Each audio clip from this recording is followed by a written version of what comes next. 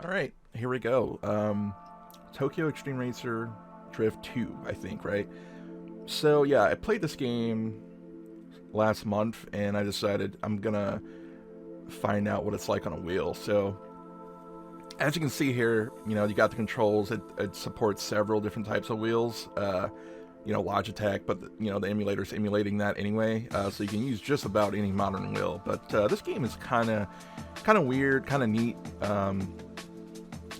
There's a good number of cars. You got a lot of road cars that you can turn into, you can turn them into like super like JDM style cars.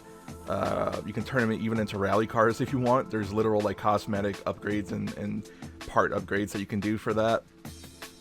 And it's really just a bunch of toge racing. So a lot of winding road, mountainside roads and stuff.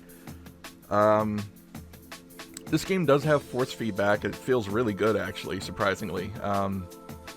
You can feel a lot of the imperfections and bumps in the road. Like, there's certain things, like any object that's on the road that you pass over, you can actually feel it in the wheel, and it feels pretty good. When it comes to physics, I'm going to say pretty weird, and that's exactly what I heard before I played this game. I looked at user reviews and some YouTube video reviews and stuff from people, and they kind of all said that the physics are really...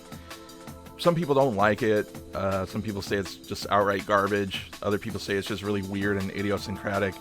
I think it's doable. It really depends on what car you're driving and just how you tune it. But even then, it just...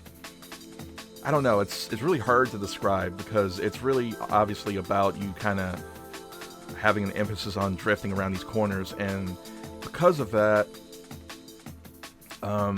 you really got to use the handbrake a lot, and that's obviously used in real life drifting a lot. But yeah, it's kind of weird because if you try to drive normally without using the handbrake for literally every turn, the way that the vehicles react to your inputs when you're trying to do something like shifting the weight forward through a turn, or trying to make the rear end slip out at certain points for certain maneuvers, it feels like the game is just kind of fighting you against it. And the game definitely wants you to drift through a lot of these turns if you want to keep up some decent momentum. But if you're actually racing against other people in the game, you don't really need to do that because the AI doesn't actually do that a lot. So I don't know, it's kind of weird. And as you can see here on the right side, it says hit at the bottom. And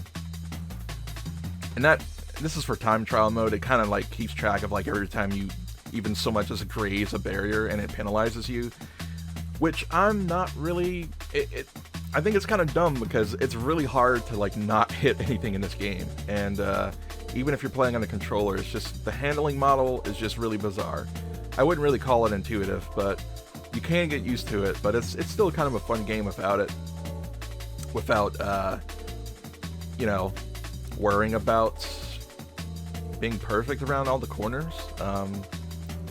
But it is what it is. It's the game when it came out, it didn't really get such great reviews, but it's definitely a really weird game.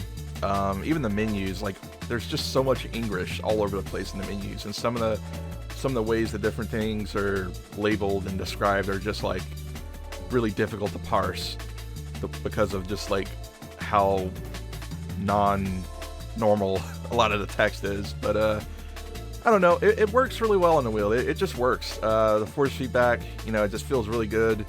I didn't have to change the rotation of the wheel either. I kept it on 900, and I think this game does the same thing that Gran Turismo does, where it just automatically changes it depending on what car you're driving.